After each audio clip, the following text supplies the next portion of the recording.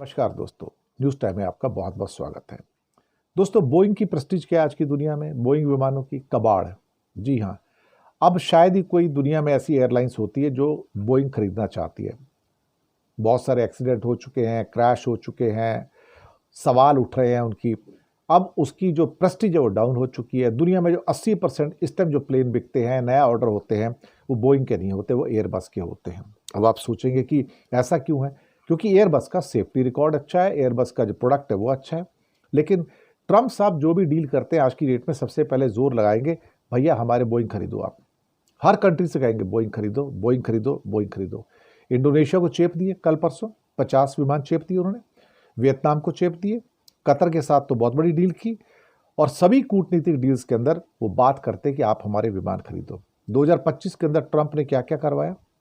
Indonesia के साथ 50 jet का सौदा, कतर एयरवेज के साथ 210 जेट्स का सौदा $96 बिलियन का, इतिहाद के साथ $14.5 बिलियन का सौदा, ब्रिटिश एयरवेज के साथ 38 जेट्स का ऑर्डर, ऑस्ट्रेलिया के साथ $1 बिलियन उसका ऑर्डर।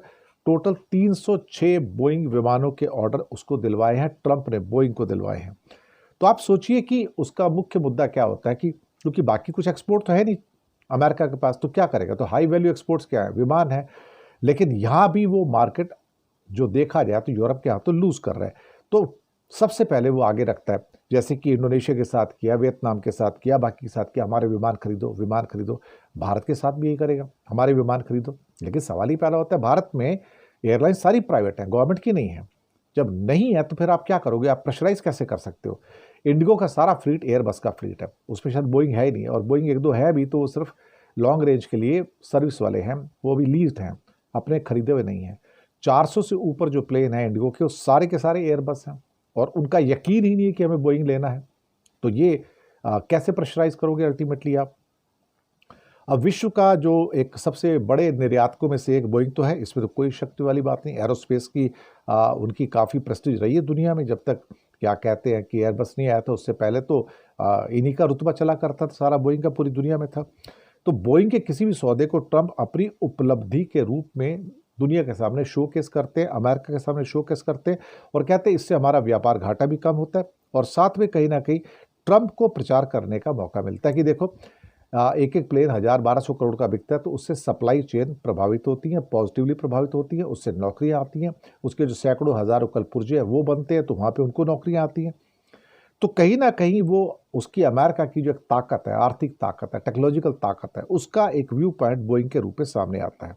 लेकिन बोइंग को पिछले 2-3 दशकों से बहुत बड़ी चुनौती निकल कर आई है, और वो चुनौती एयरबस के रूप में है। जो 80% जो दुनिया के ऑर्डर मिल रहे हैं इस टाइम, सारे वो एयरबस को जाते हैं, और बाकी 20% ही बोइंग को जाते हैं। तो अब जबरदस्ती करके अगर आपको सौदे दिलवाने तो और बात है, लेकिन इस टाइम बोइंग की गिनती कबाड़ के रूप में हो रही है। एक कबाड़ी जो होता है ना, ये कबाड़ी वाले प्लेन हो गए हैं, और इंडिगो जैसा तो कभी भी कोई ऐसा प्लेन खरीदेगा नहीं। और हालांकि बोइंग की वजह से अमेरिका अपनी स्थिति को मजबूत करता आया है, लेकिन अब चाइना का कॉमेक भी आ गया है। अब चाइना ने जो उसका प्लेन बनाया वो काफ़ी बढ़िया प्लेन है, और बड़ी उसकी तारीफ हो रही है। तो जैसे जैसे एयरबस और ये कॉमेक आगे बढ़ते हैं, धीरे धीरे आप यकीन मानिएगा कि इनकी हालत ख़राब होगी। बोइंग धीरे धीरे नीचे ही जाएगा। जबरदस्ती करके आप कुछ प्लेन दिलवा दोगे तो उससे कुछ होने वाला नहीं है।